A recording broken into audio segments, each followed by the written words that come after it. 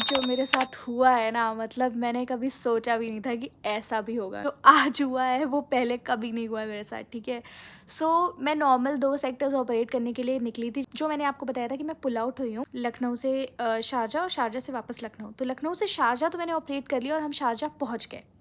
अब आता है कहानी में ट्विस्ट। नेक्स्ट सेक्टर में भी हमारी बोर्डिंग हो गई, हमारे सारे पैसेंजर्स सेटल हो गए, बैठ गए, टैक्सी करने लगे हैं, हम ऑलमोस्ट टेक ऑफ होने वाला है, ठीक है।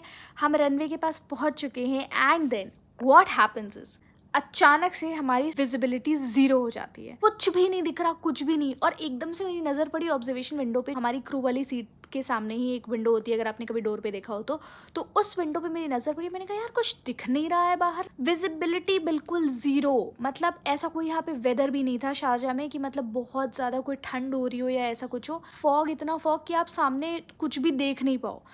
उस विजिबिलिटी में टेक ऑफ कर पाना हो गया नामुमकिन। अब हमने वेट किया एयरक्राफ्ट के अंदर वेट कर रहे थे हम। 1 घंटा हो गया, 2 घंटा हो गया, 3 घंटा हो गया। 3 घंटे में एयरक्राफ्ट के अंदर ही हैं और हमारे सब्र का बांध टूट चुका था। पैसेंजर्स बेचारे परेशान हो गए जो अपने घर जाने के लिए निकले थे, मतलब शारजाह से इतने टाइम के बाद इंडिया जा रहे थे। सारे के सारे परेशान हो गए, मतलब बहुत ज़्यादा क्योस हो गया। हमने फूड डिस्ट्रीब्यूट किया, सब कुछ बेवरेज वगैरह सब कुछ किया।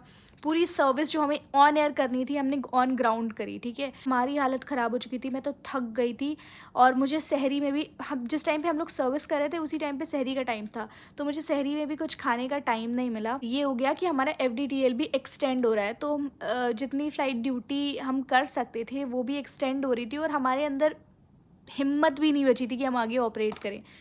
हमने मेल वेल किया, फिर हमारी फ़्लाइट हट गई। फिर काफ़ी देर हम लाउंज में बैठे। उसके बाद क्योंकि इंटरनेशनल डेस्टिनेशन पे इतनी जल्दी जल्दी अरेंजमेंट करना कंपनी के लिए भी पॉसिबल नहीं है। और अब जा कर के बज रहा है इस टाइम पे 11, 10:30 पे हम होटल आए हैं। 8 बजे के निकले हुए अभी होटल पहुंच रहे हैं। इतना भी हम सह लेते, लेकिन ये जो बीच में इतना सारा क्योस हुआ, फिर पैसेंजर सवाल पूछ रहे हैं। एकदम से जो मैं बैक करने का सोच के गई थी कि आज बैक करना है, शारजाह बैक और वापस लखनऊ जाना है, और कोई तैयारी से नहीं आई थी मैं लेओवर के, मुझे लेओवर मिल गया है यहाँ पे शारजाह में और अभी मैं शारजाह में हूँ। ये है एविएशन कि आप कुछ सोच नहीं सकते हो कि आप आज कहाँ हो और कल कहाँ हो। उसके बाद मैं इतना लंबा सो गई थी। सो के उठने के बाद मैंने पढ़ी नमाज़ और उसके बाद हो गया था इफ़्तार का टाइम, तो मैंने करी इफ़्तार। यहाँ पे ऐसे इफ़्तार के बॉक्सेस मिलते हैं, इसमें फ्रूट्स, डेट्स सब कुछ होता है। इसके बाद हम लोग निकल गए थे चाय पीने के लिए।